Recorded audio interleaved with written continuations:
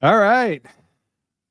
Welcome to the KFS Postgame Show presented by BetUS. I'm DJ Zullo.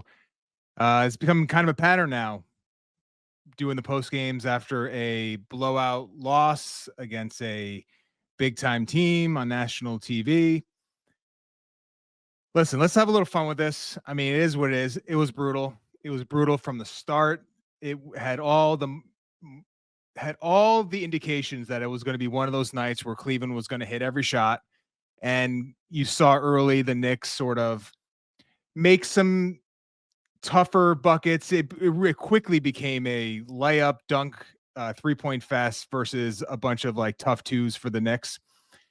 That pattern basically persisted throughout the entire game, and the Knicks never really were in the game. Briefly to start, but it was a blowout from the start, and that's how it finished. And listen, I hate doing it because I did it after the Boston game, the last Boston game where the Knicks got shellacked, but I have to do it again, and I can't get away from it because it has to be the theme. This is now Knicks have played 6 games against the Celtics, the Thunder, and the Cavaliers. 6 games. The average score, if my math is correct, is 126 to 105. The average score, and that's 2 relatively close games in there. Cleveland the first time, and Oklahoma City the first time. Other than that, it's been blowout city every single time. And again, this was billed, and the Knicks were projected to be in the mix, maybe not quite on the tier of the elite teams, but no one predicted the gap was going to be this big. And listen, I'm going to just get out ahead of it. I know one of the major themes is going to be Precious Achiuwa. I am going to be very I'm going to honor that frustration because listen, I understood starting him. Knicks are going to have a hard time defending and rebounding without Josh Hart if Achiuwa is not in the game, at least theoretically. And I understood the coach going to Achiuwa to start the game. But how often did the Knicks create an advantage only to have the ball end up in the hands of Achiuwa behind the 3-point line, many times above the break, in which he's just going to just hand the ball back to someone else, and then the advantage dissolves and the possession is over. We saw that time and time again. I thought it was crazy he started the third quarter. Just going to be honest, in most cases, I have agreed and I've understood and I've defended the coaching decisions here. Starting Achiuwa in the third quarter after what we saw in the first 2 quarters, to me, was asinine. It wasn't like he was helping you on defense. They gave up 150 points per 100 possessions in the first half. So it wasn't like you can lean on the fact that Achiuwa was, keeping your defense at a decent level. And we know the offense is just a major problem when he's on the floor.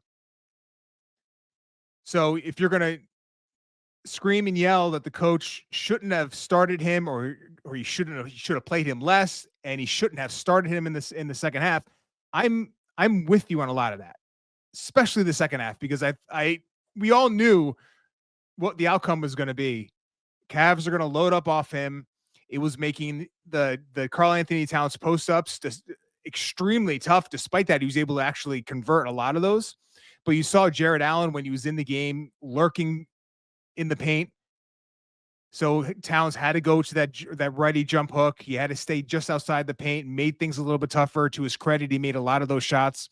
But the process to get to him is not a sustainable process. Achiuwa makes that much more difficult. And I don't understand why we can't just be a little more flexible with the lineup choices against certain teams. There's plenty of teams where Achiuwa can play the 4. With OG playing and with the offensive firepower the Knicks have, you can get away with it. But against these great teams, you can't, especially at the minutes level that he's playing in. But putting that aside for a moment here, because I also want to just acknowledge the fact that there are so many problems the Knicks have against these elite teams that focusing on the Achua issue to me is disregarding all the other problems that are much more deep and alarming. Because Precious Achua, when Josh Hart's healthy and Mitchell Robinson is healthy, is your ninth man. Maybe he's not even in your playoff rotation. As I tweeted earlier, if the problem was only Precious Achua, that would be an amazing outcome for the Knicks because it's an easy fix once you get some healthy bodies in there. But he's not the only issue. And he's not even close to being the most impactful issue. I don't know if this is a talent player for player issue against these elite teams. In fact, I don't think that is the major issue here. The major issue is that you can see these teams defend, and there's maybe holes here and there. There's things you can pick at, especially Cleveland, who is not a great defensive team. Like, you can go into their matchups and you can basically check off 3 or 4 players that in their rotation that you can attack in ways that is going to generate good offense for you. Much less so for Oklahoma City and Boston, but for Cleveland especially, there are holes there. But when you have Jared Allen and Evan Mobley, now DeAndre Hunter in your rotation, Dean Wade can defend. I think Max Strus has always been an underrated defender. Positionally strong, good size. The holes they have are pretty limited. Boston, Oklahoma City, they don't have defensive holes. But how many holes right now do the Knicks have on the defensive end? And I just think that is that's been the season-long issue. I know offensively there are struggles, and it is eye-opening sometimes the amount of work the Knicks have to do to generate good looks against these great teams. But I don't think the offense rises to the level of concern to match where the defense is right now. Cleveland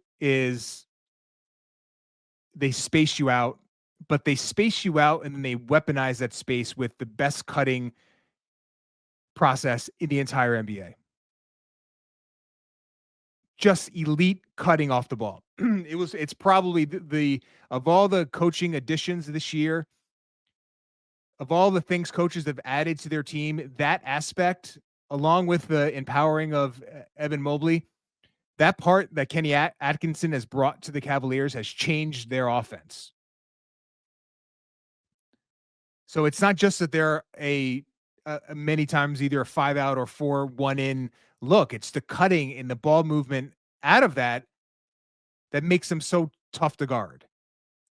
And then when you are able to sort of not allow that to collapse your defense, you have 2 elite ball handlers, playmakers in Garland and Mitchell.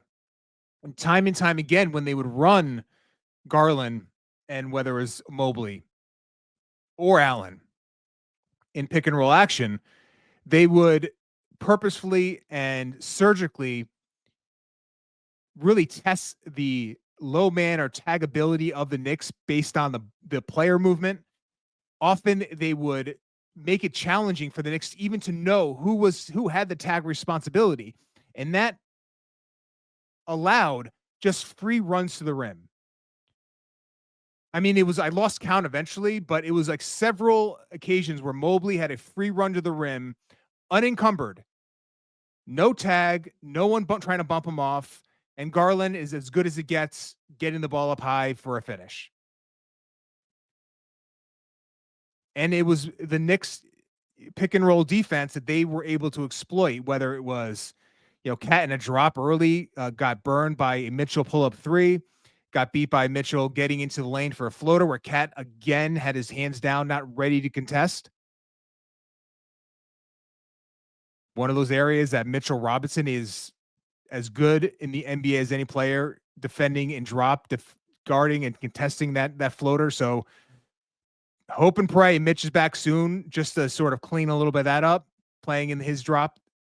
But cat and drop wasn't the answer. And then when the Knicks would come up and they would show or hedge, be a little more aggressive, that's when the Mobley would free run to the rim and all the movement around. So you didn't know who was tagging. Anunoby, who usually is really like aware about his responsibility to be that final layer of tag responsibility there, wasn't either didn't know it was his responsibility or just didn't have the, at that point, he had been, obviously he hasn't played in a while. So maybe it was one of those where physically he just couldn't get to the spot. But the issue the Knicks have, and there is going to be in my opinion, a season-long problem here, is that there's just too many holes on the defensive end when you stack them up against these great teams that are not only good on the defensive end, but offensively can really test you. It makes it really hard to imagine the Knicks figuring out a way with a healthy Mitchell Robinson, with the OG Anunoby, like being back to his usual self. Like, how do they muster up a defense that doesn't hemorrhage points in multiple areas, that doesn't have like consistently 2 to 3 guys on the defensive end that you can target? So I don't know where they go from here in terms of trying to figure out a way to generate a top 10-ish defense. I think I read the other day 9 of the last 11 NBA champions have been at least a top 10 defense. I think Denver's one of the teams that was just outside, but they were just outside top 10, maybe 12 or 13. But it didn't seem to me, at least, that they had the amount of holes and areas that you can poke at compared to the Knicks. Denver had like really good positional size and their defensive rebounding, and the fact that Jokic has always been, at least on the impact side, better than maybe the narrative. But it was stark and alarming how quickly you could watch this game and just say to yourself, yeah, the Knicks don't have an answer for them. And I know the Cavaliers made shots at a rate that you likely wouldn't see on an average basis. But how many times this year have we said that, right? How many times have we said a team the Knicks have played has shot an incredible percentage, and wow, they're just having the worst shooting luck against in terms of like the Knicks defense. But maybe the Knicks defense is playing at a level that is going to produce outcomes for the opponent at a level that we would assume to be something out of the ordinary. But maybe they're just that comfortable. Maybe they can get into their actions that easily. I do want to wait to see what the Mitchell Robinson, healthy OG Anunoby version of this defense can be.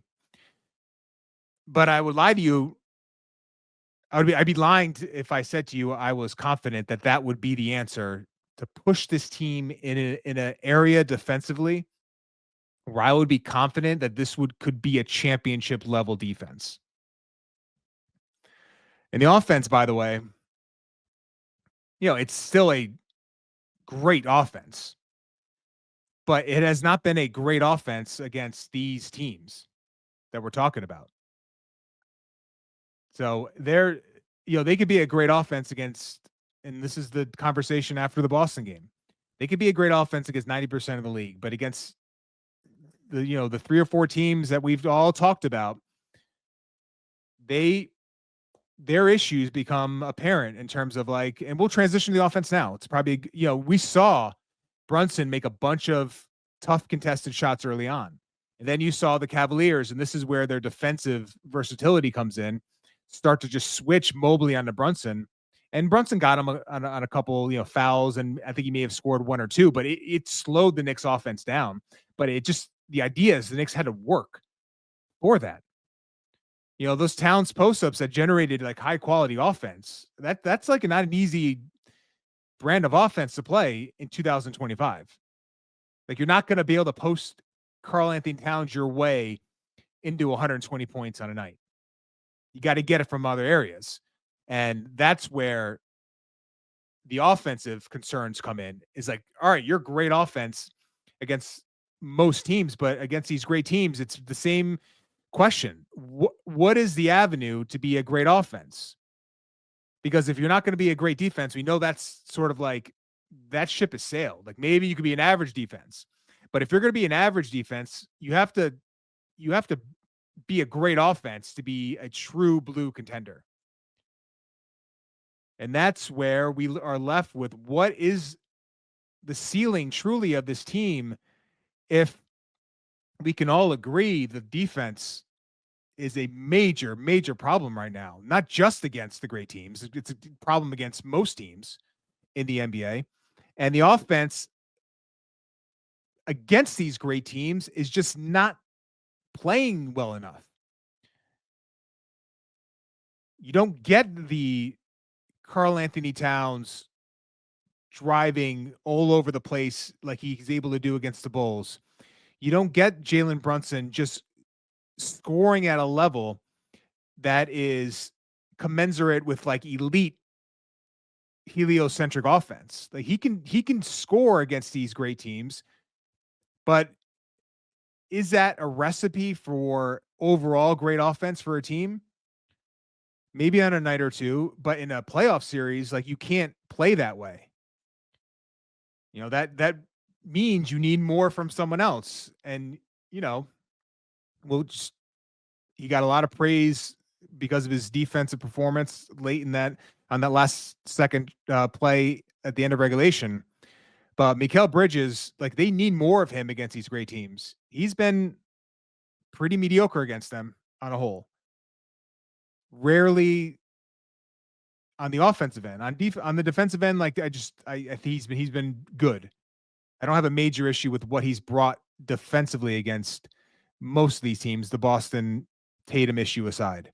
But against these teams, like, you need more of him on the offensive end. And, the free throw issue, the problem against everyone, but it's completely exasperated against these other teams, against these great teams, because he just is not able to get rim pressure. And the shot making, when he has it going, and he got it going a little bit in the third quarter when the game was already decided, but the shot making just, it's a lot of semi-contested, fall away, mid-range jump shooting. And on Christmas Day, when it's going beautifully and he's got the 3-point shot to supplement, and, he can have a huge night. But these great teams are not going to allow him to just have that comfort level mid-range shooting where he has the rhythm. They're going to physically move him just enough outside that range to the point where he'll get his points, but it's not nearly at a level where you would admit that was like high efficient offense. Now in the playoffs, you're going to need that. So that is a skill that is the Knicks are going to have to lean on a little bit. But in these regular season games, I would have liked to see Mikal Bridges sort of put his stamp on the game a little more on the offensive end. And that has just not been the case. So that is the bar is set pretty high for him. I have no issue right now with what they traded for him. I think the trade is fine. We all know the narrative. It's an overpay. Yes, but I'm happy to have him on my team. But I can also like critique his performance against these elite teams because you just need more of him. Because the game is just too hard right now for Brunson and Towns. And that's where the offense sort of is struggling to get close to the ceiling we know they have, is that the way Brunson and Towns are having to get their offense against these great defenses is just too hard for there not to be another 2 or 3 guys coming to the party. And that's where the lack of depth comes in because Deuce McBride, he has many amazing qualities as a offensive player, but ball in his hands and trying to make a play and trying to create offense, not his game. OG Anunoby, same thing. These are spot up shooters that can do damage in transition in different ways. McBride with the shooting, Anunoby with the finishing. But when the game sort of becomes bogged down in the half court, looking ahead to the playoffs, like there's gonna, like I don't have a lot of confidence that those guys are what's gonna be, they can bring that. So that to me is another area where we have to look at over at the construction of this team and wonder, is there enough on the offensive end if Brunson and Towns are going to struggle to get to like their normal averages on a night to night basis, because it's the game, the scoring doesn't come as easy against these teams. And when Brunson and Towns were scoring tonight, it just didn't seem to be a sustainable brand of offense that even if they were playing well on defense was going to be enough.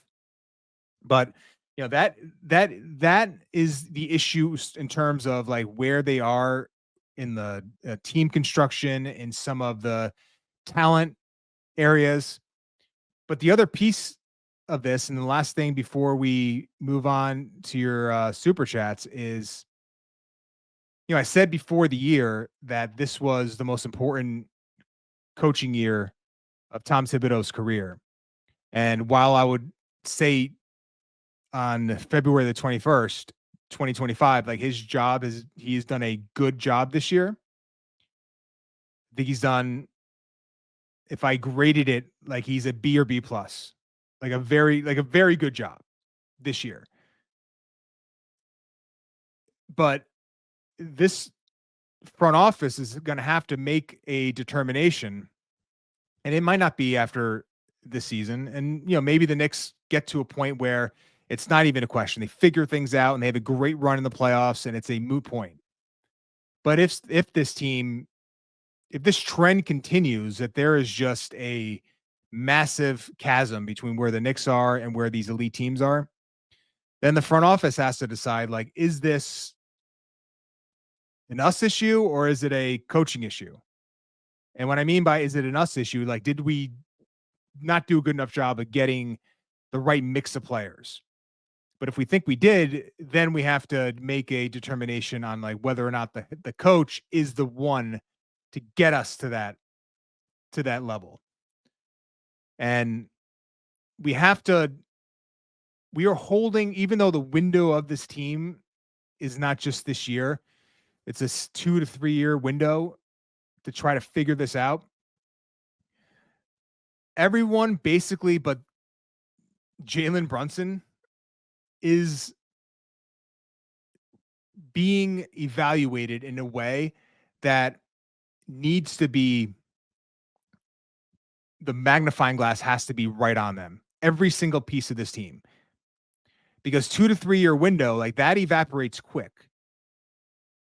Before you know it, we're going to be a year before some really tough decisions are going to have to be made. Like, yes, the window is longer than this year, but we also need to hold everyone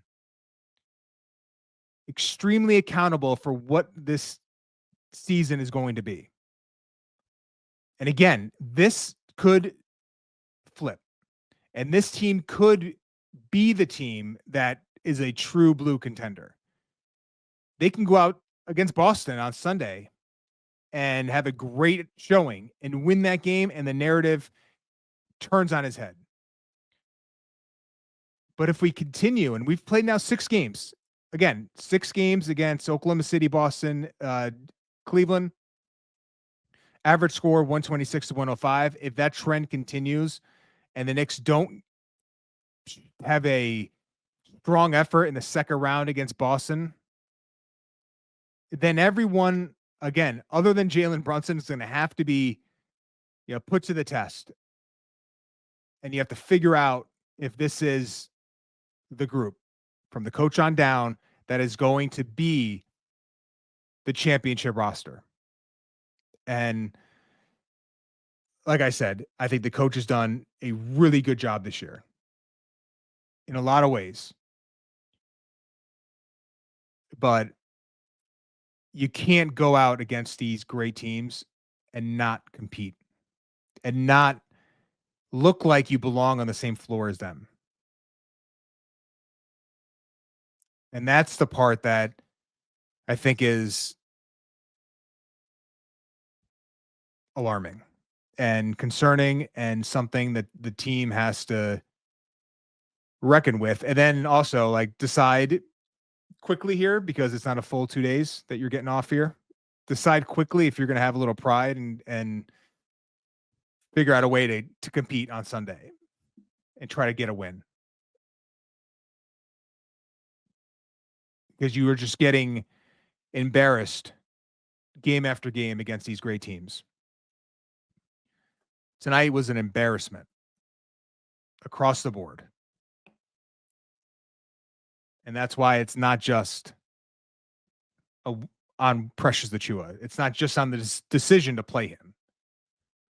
It's such a complex suite of problems that it's foolish to just focus on one. But the Knicks are going to have to figure out a way to flip this. And I guess it starts Sunday. And we'll see, because Sunday will be, not just a test of the talent, but a test of the character.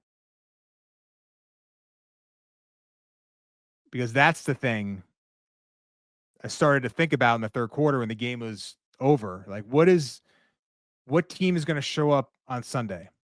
Another national TV game. Like, can you really go out there and lose by 25, 30 points again to the Celtics team? Or will you have a little pride and just show up in a way and not allow yourself to be embarrassed again? Because I'm frankly tired of watching the team I root for get embarrassed night after night against teams that we should be competing with. Anyway, it's still